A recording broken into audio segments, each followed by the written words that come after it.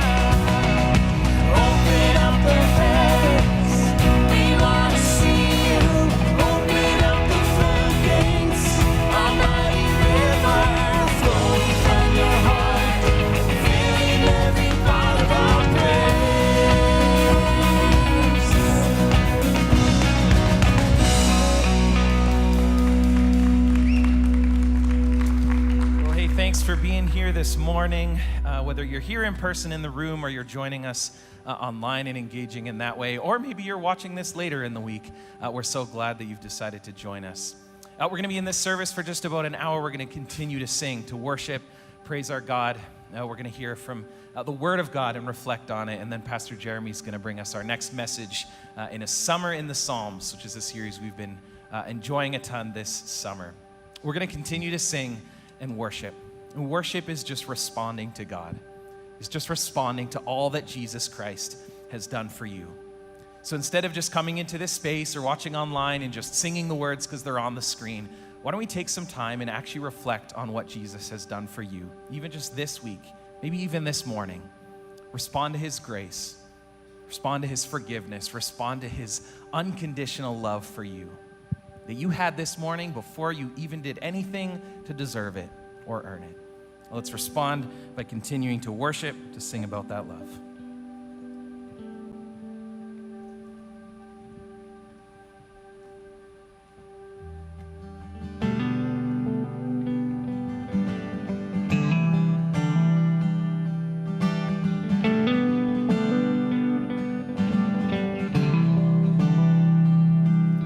When darkness tries to roll over my bones, when sorrow comes to steal the joy I own,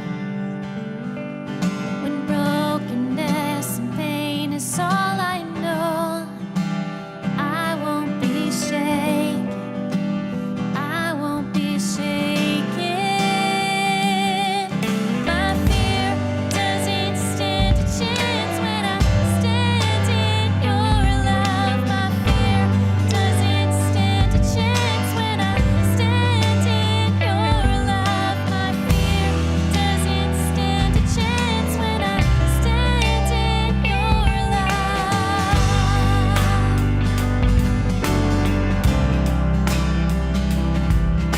Shame no longer has a place to hide, and I am not a captive to the lies. I'm not afraid to leave my past behind. I won't be shaken. I won't be shaken. My fear doesn't stand a chance when I stand in your love. My fear doesn't stand a chance when I stand in your love. My fear doesn't stand a chance when I stand in your love.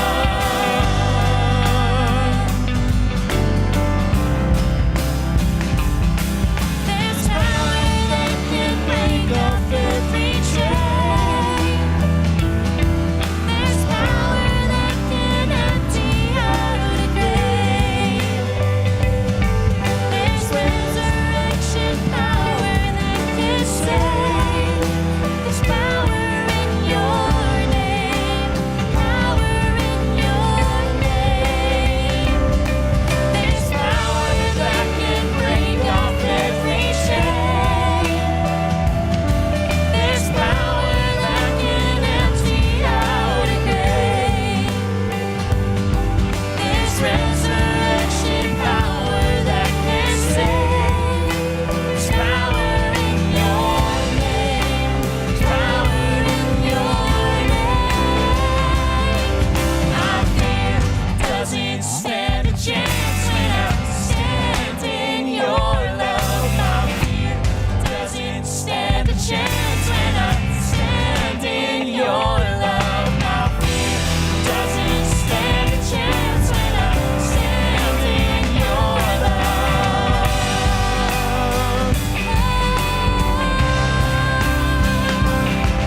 My fear doesn't stand a chance when I stand in your love. My fear doesn't stand a chance when I stand in your love. My fear doesn't stand a chance when I stand in your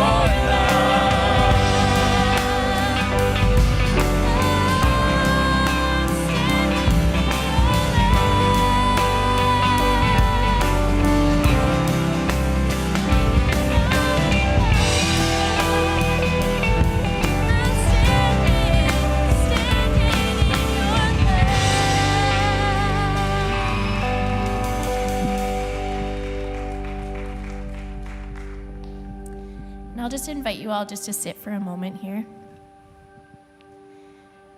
I'm going to read Psalm 121. Just want you to take in whatever you can from it. I lift my eyes toward the mountains. Where will my help come from? My help comes from the Lord, the maker of heaven and earth. He will not allow your foot to slip. Your protector will not slumber. Indeed, the protector of Israel, does not slumber or sleep. The Lord protects you. The Lord is a shelter right by your side. The sun will not strike you by day, or the moon by night.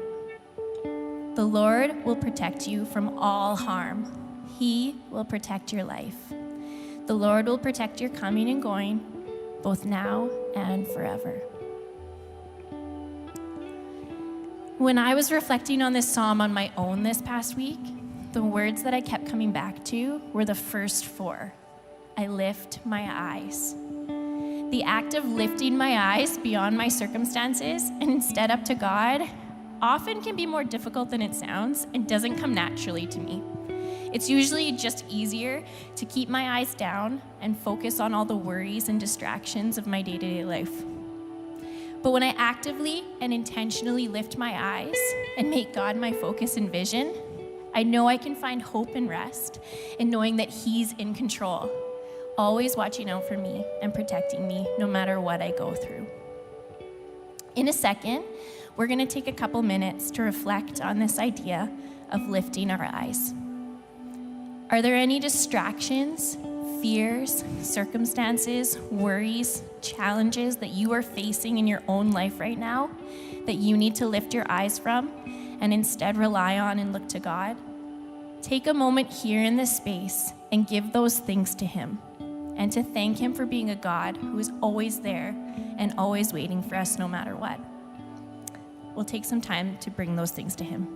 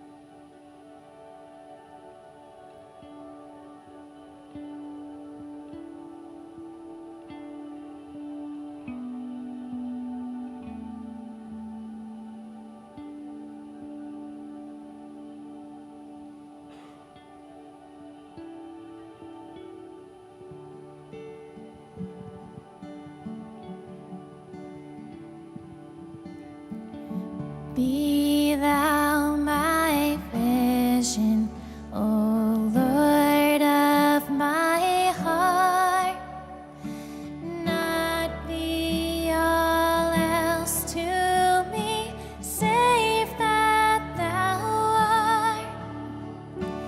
Thou my best thought, by day or by night. Waking or sleeping, thy presence my light. And I'll invite you just to stand back up with us as we sing again.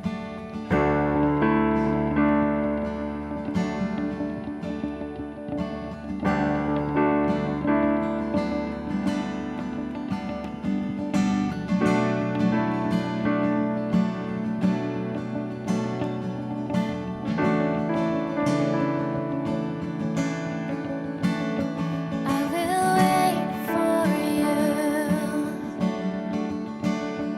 I will wait for you.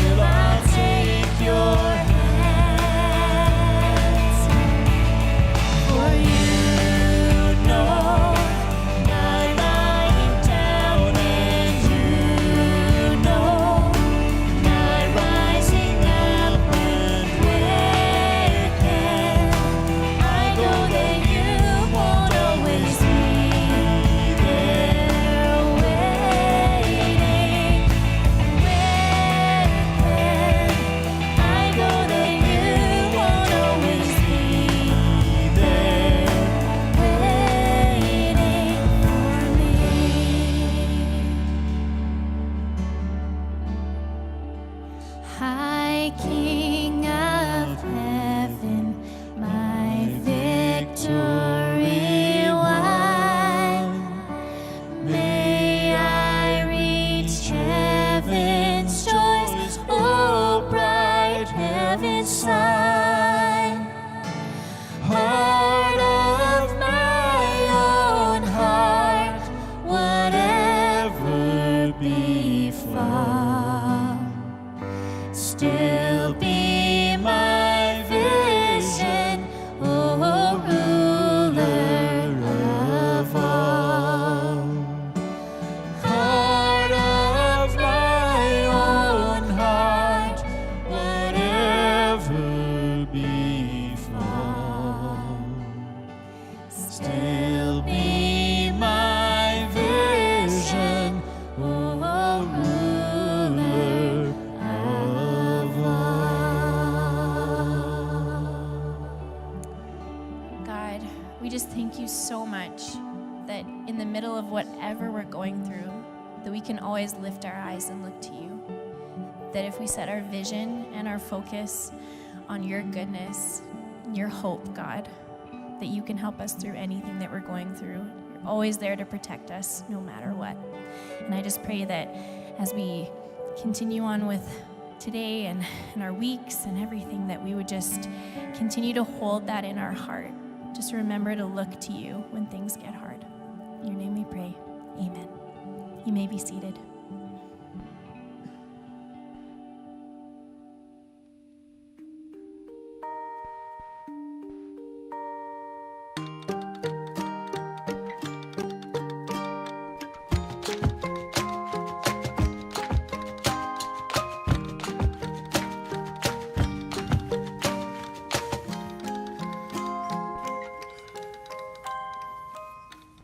Well, it was a couple months ago that we packed up the kids, loaded up the car. We were making our trek to the Promised Land.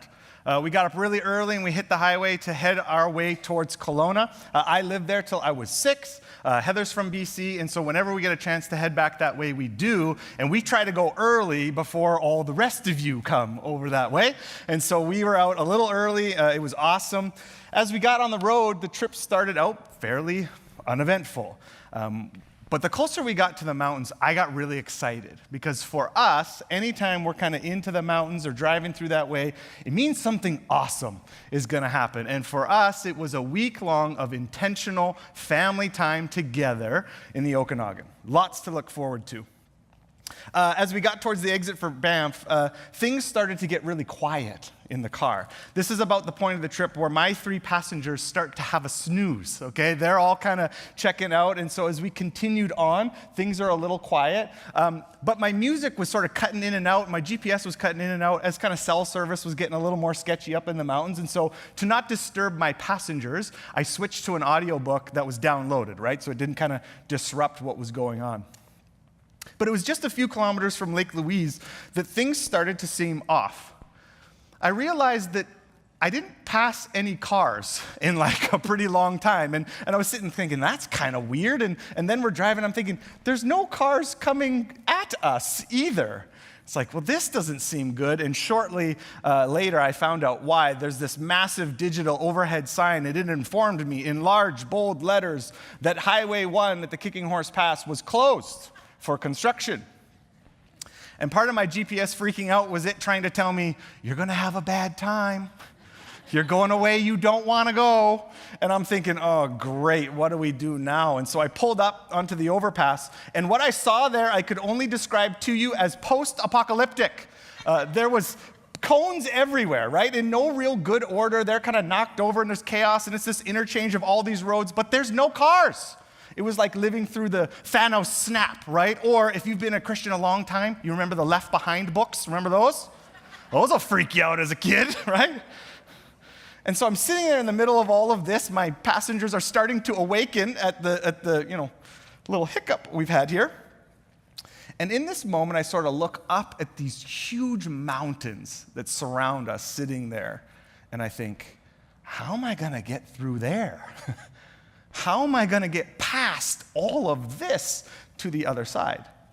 And I think this image of us being at the foot of the mountain, I think it's a helpful one for us even today. Because many of us find ourselves in places where it seems like there's this intimidating obstacle that's in front of us. We're not quite sure how we're going to make it through. For some of you, you've got some really big decisions ahead of you.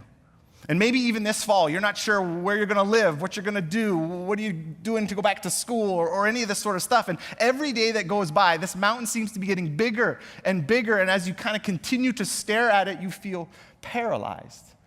What am I going to do? How am I going to get through there? For a whole bunch of people in our community these days, there's this mountain of grief and loss that's in front of them. And you're sitting here thinking, I don't know how I could possibly get through there, how I can get past that. And even the idea of getting through it shoots a dart of guilt into the deepest parts of who you are. And the shadow of your mountain might just leave you feeling overwhelmed and hollowed out. Now, perhaps you're here and the mountain that's kind of off in the distance for you, it means something exciting is ahead, but it's going to be hard. And as you're looking at it, you're like, I don't know if I have the strength to make it there, to get through this. Well, whatever your mountain is here this morning, I think there's some comfort we can find together in the words of Psalm 121. If you're new with us, which I met 3 or 4 new families just out in the lobby this morning, so welcome to you. Thrilled that you've chosen to be part of this gathering here this morning. If you're new with us, we've been going through the Psalms throughout the summer. And it's a perfect place of the scriptures to study in July and August because we can take one of these Psalms, we can kind of dial in with it, and we can interact with a different one each week. Now, as you're on your summer travels and out you go and out I go, you don't necessarily have to string all of these together. But that doesn't mean that the Psalms are not comprised in a way that's logical and helpful. And if you were to engage with them from beginning to end, you'd see a lot of cool things. In fact, most people don't realize that the Psalms have a very unique structure which helps us in dealing with, interacting with what we find in those places. The Psalms are a collection of 150 poems, often used as songs from various times in the history of Israel. They come from different authors at different times for different reasons, but eventually they get gathered up and placed together in what we now have in our Bible as the book of Psalms. Now, there's a number of Christian traditions that hold kind of external prayer books as very meaningful part of their worship. They engage with them. It's very helpful. They're often based on the scriptures, but the reality is they exist kind of outside of the scriptures. And in the Psalms, for us, we have a prayer book that is included in the scriptures. And this is why the Psalms are so cherished, why we come back to them over and over again. Why so much art and song find their inspiration in that place. A place where we find the Word of God to us, but we also find a place where it gives us words to speak back to God. Now, through this whole series, we've been engaging with a collection of microfilms in which various actors and actresses sort of portray and read out one of these psalms, engage with you. We will have that happen in this service as well, but it's going to come towards the end. You'll see Crystal's contribution. But let's get into this text a little bit. In Psalm 121, you find 2 different voices. There's a first voice that speaks verses 1 and 2, and then there's a voice that speaks verses 3 to 8. So let's look at these first 2 verses. I look up at the vast size of the mountains. Where will my help come from in times of trouble? The eternal creator of heaven and earth and these mountains will send the help I need. These would be well-known words to travelers making their way to Jerusalem. Psalm 121 is part of a group of 15 psalms which frequently talk about Jerusalem. And they're known as the songs of ascent. The songs of ascent. Words to sing as you are on the way up. Jerusalem sits on a hill, so no matter where you were coming from, you were always going up to Jerusalem. And the songs of ascent are short. They're easy to remember, and this made them ideal to be used as songs as people were traveling. Now, likely this group of 15 came together from different times and places, but the message of them at their core is to acknowledge the importance of Jerusalem. They point to their reality at that time that Jerusalem is the place for the coming together of God's people, a place of celebration, commemoration, and the realization and recognition of the goodness of their God. And at that point in history, the temple is the center of faith for God's people. God's presence and significance sort of emanated from there. And so much of the practical engagement with faith happened in Jerusalem. So very naturally, it becomes kind of the center point of faith, and people would travel crazy distances to participate at various times through the year. Lots of celebrations and festivals that would take place. And even today, people make this journey from all over the world to go to Jerusalem. In Israel, there's this mountain range. It runs north to south, and it made it really difficult for people traveling to try to get to Jerusalem. So people were willing to make the trek, but it was not an easy one. I mean, obviously, traveling through the mountains on foot was dangerous enough in itself, physically exhausting, disruptive to everyday life. On top of that, there's danger from wildlife that's kind of just roaming the area. And even worse, paths like the ones that would be needed to get through the mountains were often where bandits would kind of hide out and wait for travelers, rob them, beat them up, all that sort of stuff. So, that's kind of their situation. Me looking up at the mountains, trying to figure out a way through to Kelowna in my car with air conditioning and GPS and snacks is a little different than the first voices who would be singing this psalm as they were trying to figure out how are they going to make it to see God's presence, to be with God's people. Some of our popular culture today helps us recognize what the psalmist might be referencing here in the very first line. This very first line, I look up to the vast size of the mountains, from where will my help come in times of trouble? Other translations say, does my help come from there, the mountains? Is this the place where my help comes from? You can think Marvel's Thor, you can think Santa Monica Studios' God of War, you can think Netflix Vikings. All of these put this Nordic type of theme in front of us. It's a really popular kind of theme today in culture. And in those environments, if you were to engage with that, you would see there's this view of the high places. That up on the mountains and these types of things, that's where the gods live. That's maybe where your power comes from. Think Mount Olympus in Greek mythology.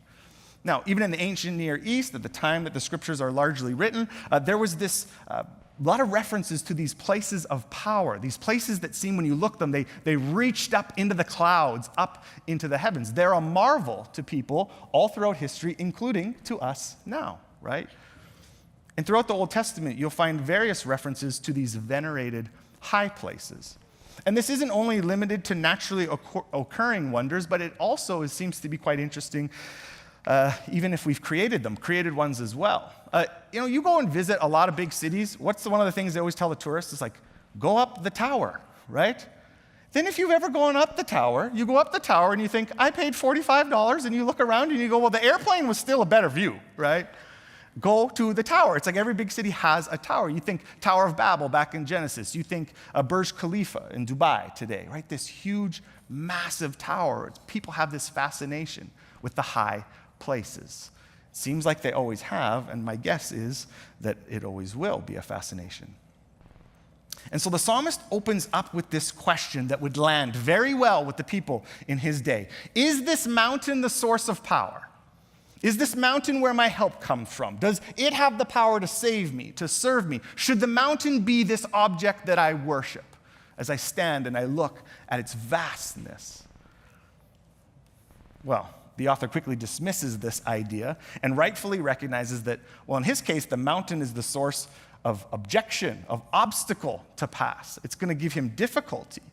And as he gazes towards what must have felt like this ominous obstruction, he declares where his help truly does come from.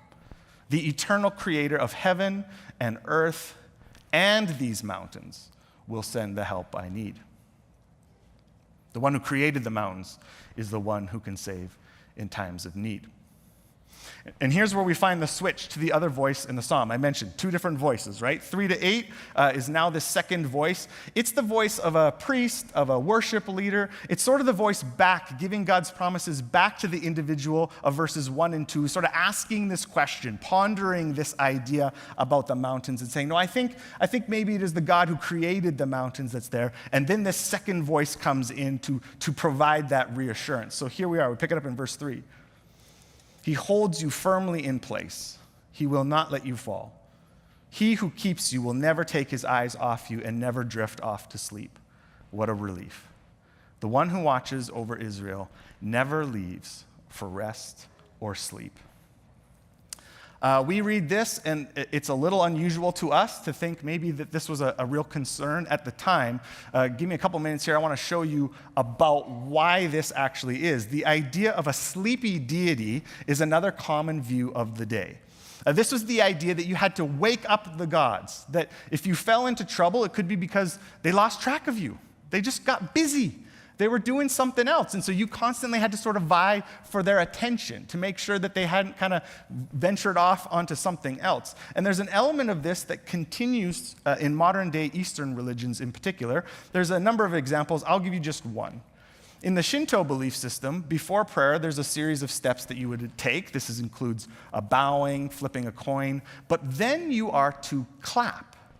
And when you clap, the idea here is that you're going to get the attention, or you're going to wake up the spirits that you would be praying to. One Shintoist describes the act as knocking on the door, trying to ensure that their request would be heard.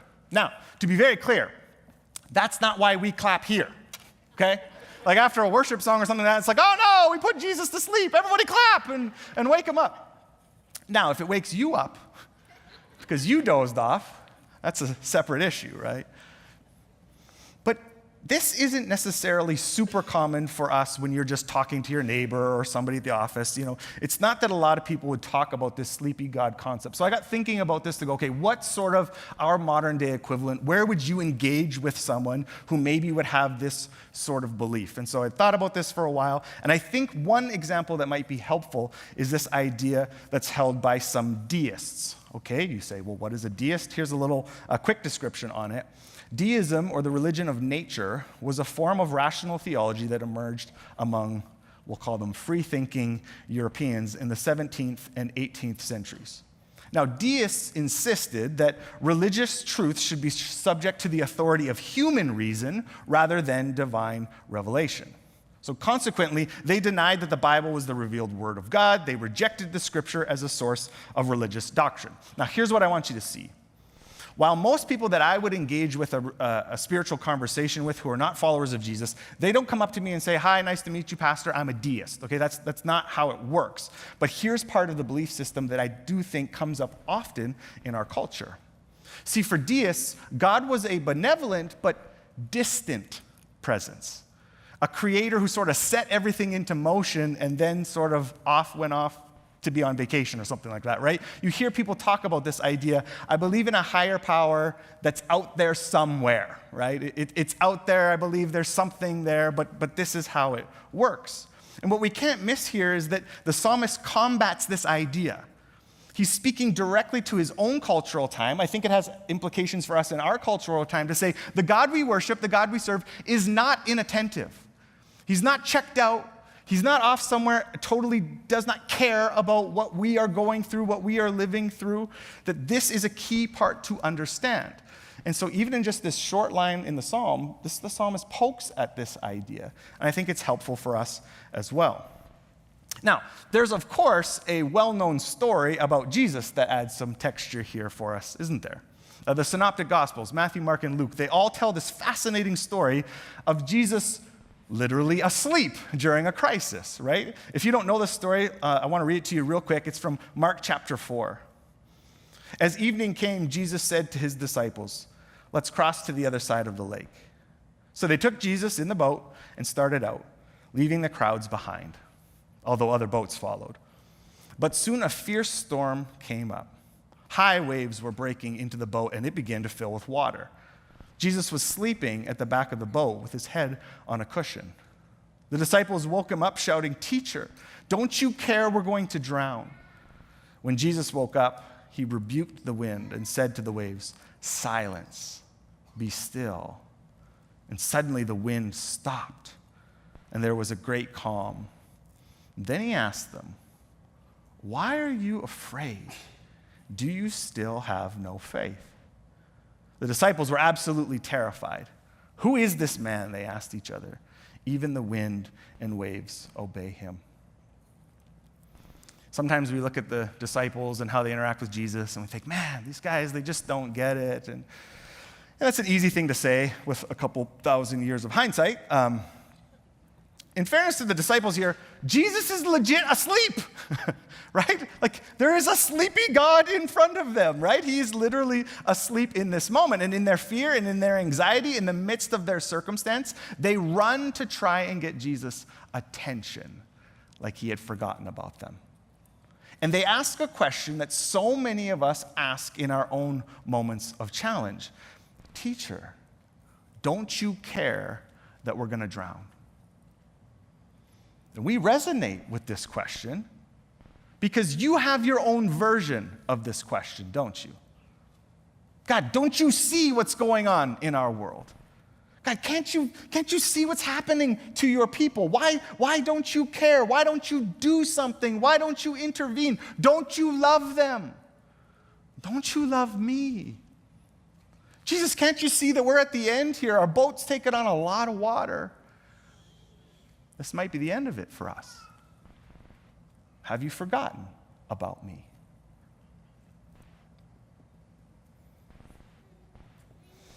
In our own storms, we ask very similar questions. And I always wonder what would have happened in that story if they didn't wake Jesus up. You ever think about that? I wonder what would have happened.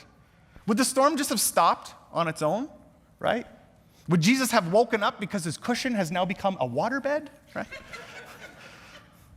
Would the storm continue to rage, but somehow their little boat just miraculously made it to the other shore side?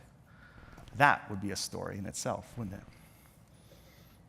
And I guess we may never know. But what we do see in Jesus' response is a very similar sentiment we see in Psalm 121. And I think Jesus speaks these words gently to his friends, to his followers. He says, why are you afraid? Do you still have no faith? This is a very tough question when you're in the shadow of your mountain or your boat's taking on a lot of water. But I think it's a fair one. Like, are the followers of God, the followers of Jesus, are we to be people who only have faith, who only hold on to him when everything's easy and calm and everything's up and to the right? Or will we be people who praise and trust him even when our circumstances are pretty bleak? We followed this rabbit hole down on the idea of a sleepy God. And the point here being that the psalmist right away kind of begins to dismantle common views that people had at his time, what a God might be like, to refute some of the claims that would have been prevalent in his own culture, in his own time. And then he concludes with this idea here. The eternal keeps you safe, so close to him that his shadow is a cooling shade to you. Neither bright light of the sun nor dim light of the moon will harm you. The eternal will keep you safe from all life's evils. From your first breath to the last breath you breathe, from this day and forever. If you look at all 8 of these verses, the key word here is translated often as watches or keeps. And I think these words get us close to the idea here, but I think the concept they're really trying to point at is this idea of guard. He guards us. Scholars help us figure out here in some of the language nuances that there's really more an active aspect that's being conveyed here than sort of this passive nature. And this makes sense with where kind of I brought you up until this point, right? We talked about this in sort of this deist view that, no, that's not God. He's not off there. He's not passive in this sense. He's active in how he engages with us, right? I'm going to use another Marvel reference on you, 2-in-1 message, if you can believe it. But it's not like the Watcher, right? This idea of this being that's outside that just looks but cannot intervene. That's not the God that we worship.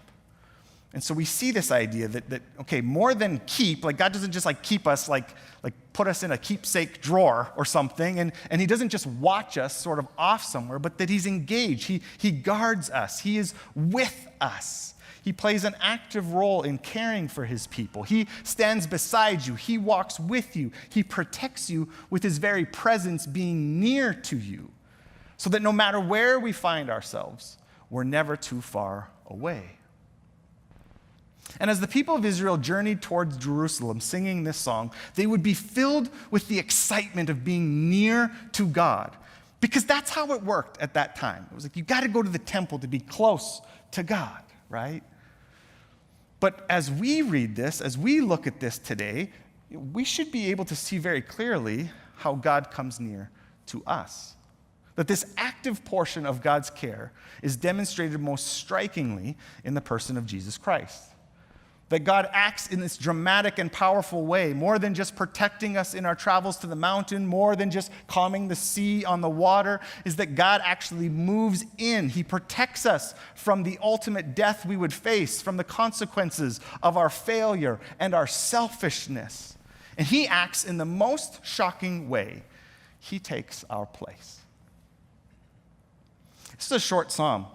You can read it lots. And so this week I had a chance to just read it and mull it over a number of times. And as I was thinking about this, what became just so interesting to me and so compelling to me was that as I thought about all these promises of what God makes to his people here, I thought about how his people never offered those back. And the picture that came to my mind was of Jesus in his final hours, in his final days.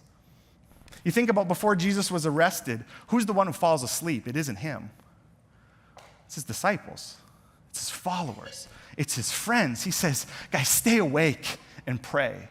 And over again, they fall asleep, not him. And when he's walking the most devastating torture imaginable, his people are nowhere to be found. They were not near to him. They were not close to him. He was abandoned, and he experienced devastation as the sun and the moon beat down on him for days. He was not offered the presence of his followers, those crowds that were so massive that he had to get in a boat to get away from them all. The crowds that continually pressed on him were there because they needed something from him. And the moment where I'm sure Jesus could have used a friendly face in his moment, there was none to be found. They all had somewhere else to be. And then the Lord himself experienced unimaginable harm and lost his life in the ultimate act of watching over yours. This is the God we serve.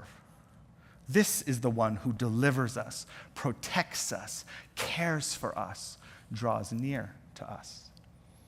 This is what Psalm 121 helps us see. So what do we take from this on a beautiful summer weekend? I'm going to give you 3 options that I think could be helpful to you. These aren't going to be all helpful for all of you, but I think that you should be able to find at least one next step in one of these. Here's the first one, and this one is the easiest. And as I say that, I see a few of you perk up like, yeah, give me the easiest one. This is good. Okay, here it is. It's fine. You can take this one and then maybe check out. What we see most clearly in this psalm is that it's a beautiful prayer for when you're in your travels.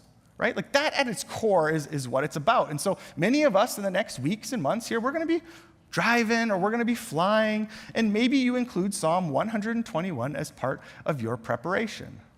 That as you begin your own travel, look, you may not be competing with bandits or bears. Depending where you go, you might be, right? But worse, you might come face to face with the TSA or the Arrive Can app. I'll let you decide what's worse, right? But seriously, I grew up with a family that before we headed down the highway, we would stop and Dad would pray. And we would ask a God who's not inattentive, who's not just started something with us and then is checked out somewhere. We asked that his hand of protection would be on our family, that he would be with us as we traveled.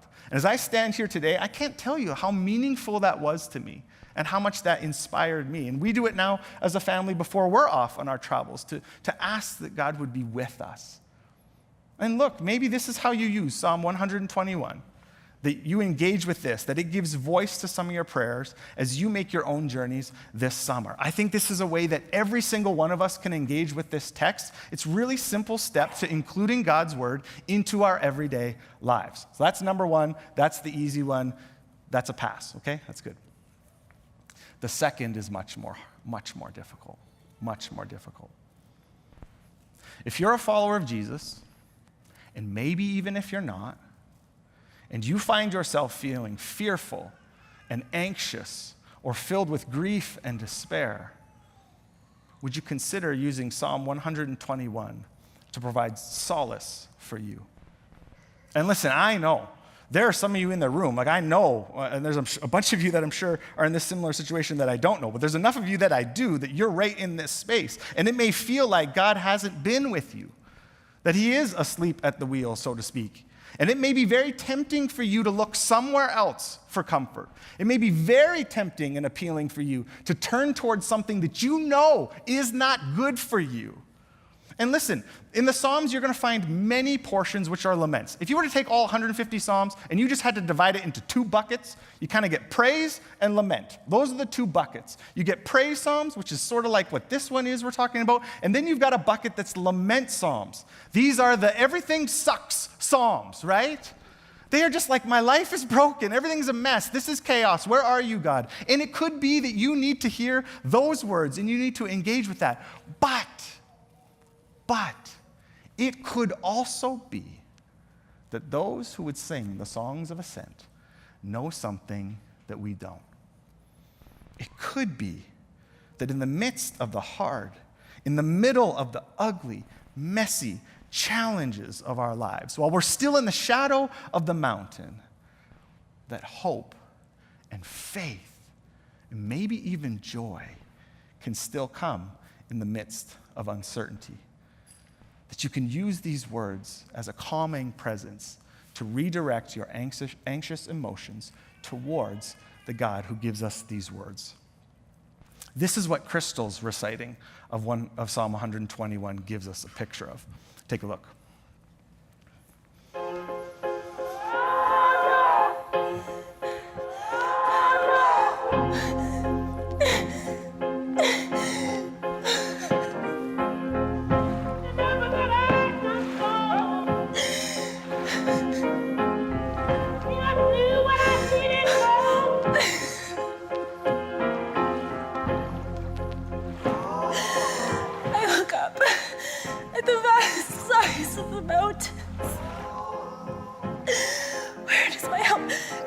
In times of trouble.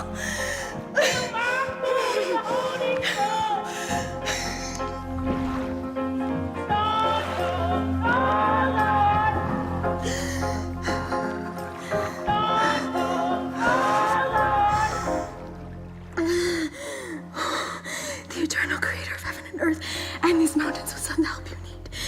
He holds you firmly in place. He will not let you fall.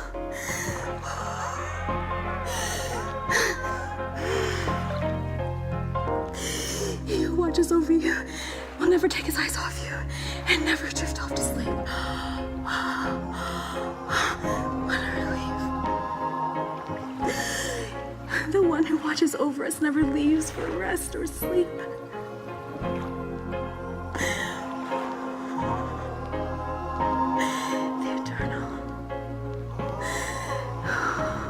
The Eternal keeps you safe.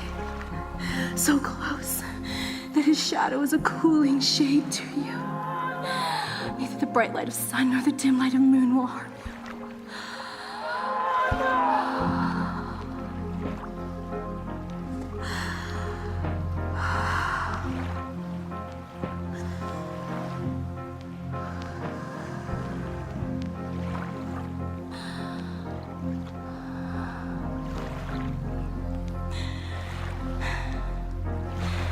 The Eternal will keep you safe from all of life's evils.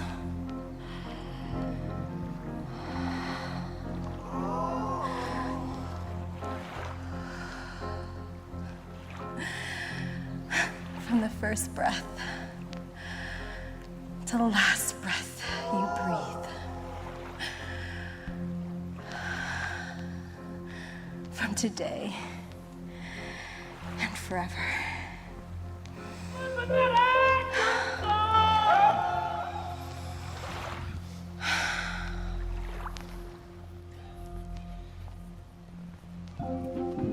The first time that I watched that, just being very honest, it was uncomfortable to see. And as I've engaged this now a few times with people in the service last night, here's where I think it's helpful. If you have been in the soul-crushing moments where you feel like there's nothing left but to be curled up, as people last night came forward and said, I exactly know how that feels. That's where I am. And if that's you, my hope and prayer is that perhaps the words of Psalm 121 can be meaningful to you, that you would hold on to them. Memorize this psalm. Read it when those fears creep in. Read it when you feel alone and out of sight and forgotten. Declare those words even when you don't feel them. And see how our good Father, by his Spirit, might just meet you in them. A third way. This is for those, particularly those of you who you're here, you're watching online, and you would not consider yourself a follower of Jesus. Can I also suggest for you to hold this psalm close? It's very interesting to me that for those who first would sing this song, they did so on their way towards God. That's when they sang the words, as they were moving towards his presence. And for us, this physical pilgrimage isn't required. In Jesus, God has come near to us. He is here with us. But I do see something about you having the opportunity to speak these words as you contemplate your own journey towards God.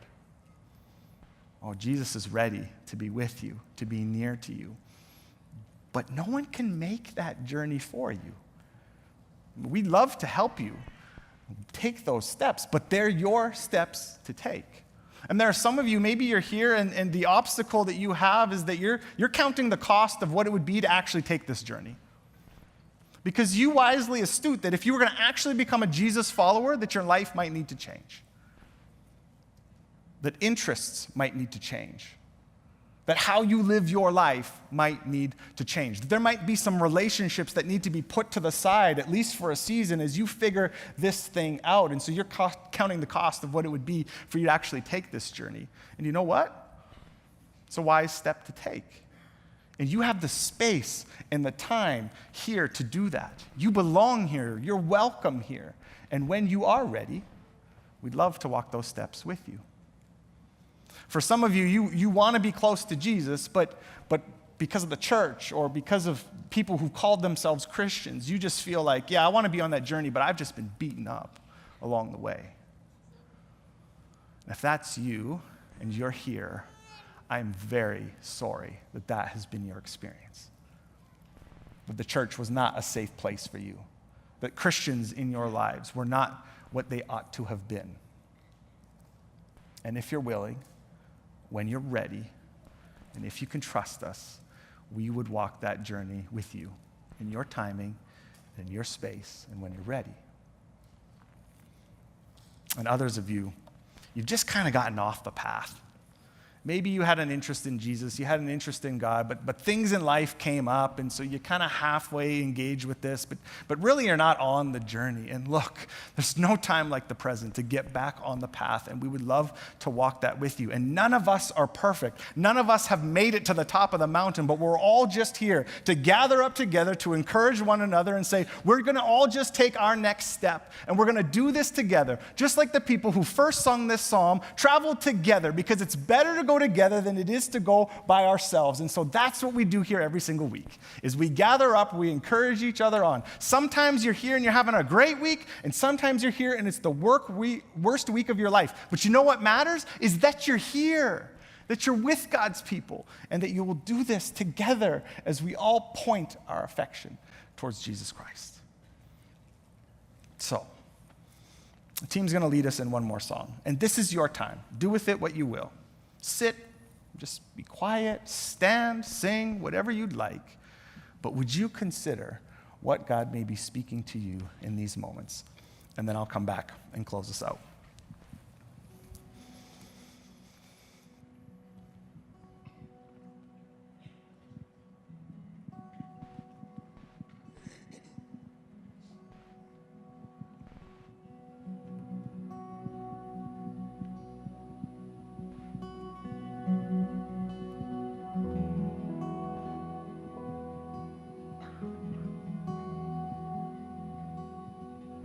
When all I see is the battle, you see my victory.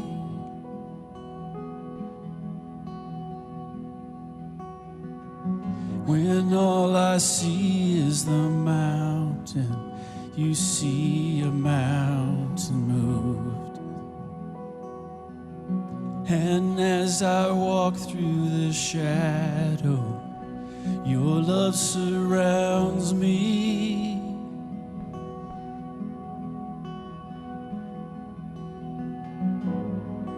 There's nothing to fear now, for I am safe with you. So when I fight, I'll fight on my knees, with my hands lifted high.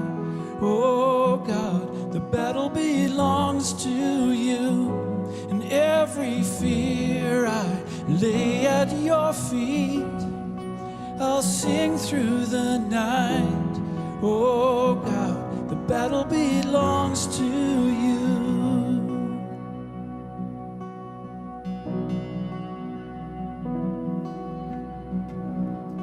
And if you are for me, who can be against me?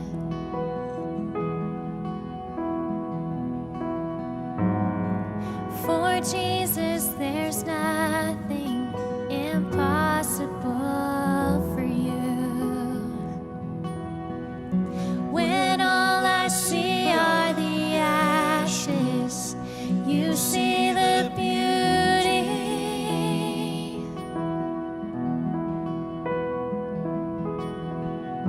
When all I see is a cross, God, you see the empty tomb. So when I fight, I'll fight on my knees, with my hands lifted high.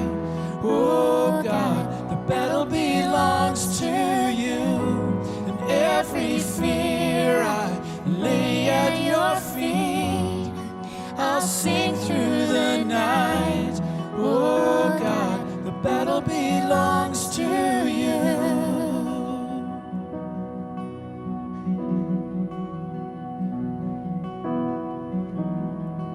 An almighty fortress, you go before us.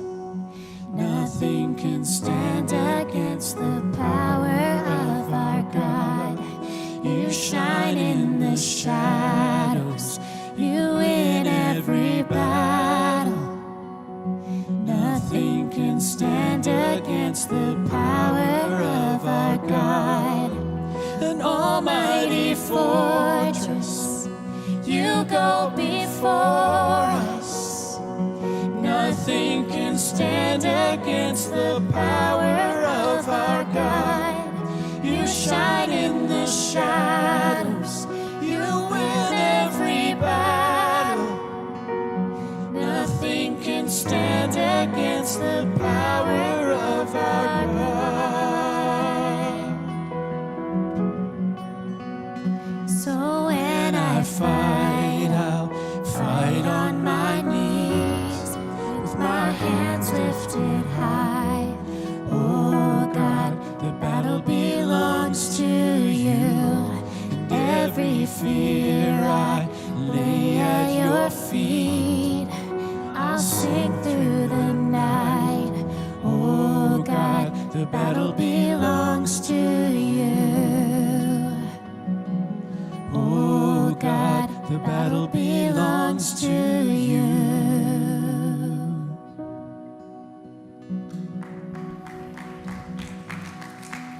Why don't you all stand, if you would?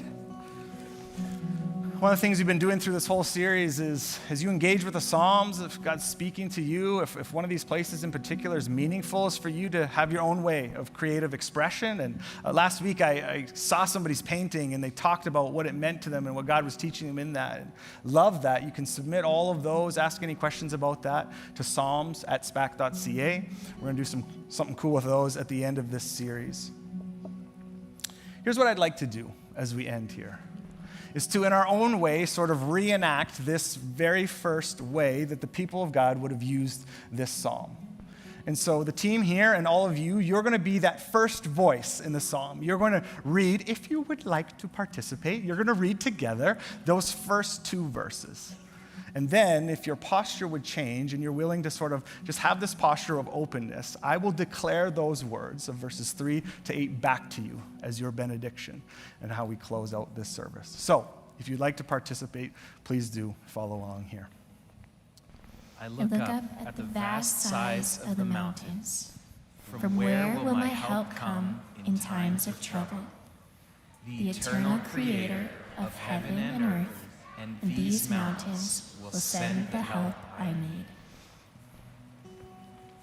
Oh, he holds you firmly in place. He will not let you fall. He who keeps you will never take his eyes off you, will never drift off to sleep. What a relief. The one who watches over Israel never leaves for rest or sleep. The Eternal keeps you safe, so close to him that his shadow is a cooling shade to you.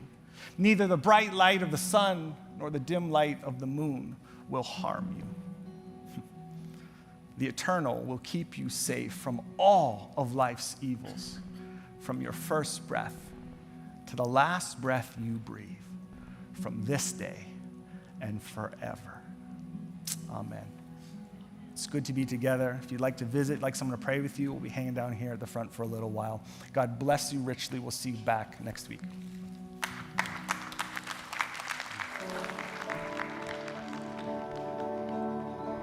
When these mountains won't move, still I'll wait here for you. I will take your hand. I will take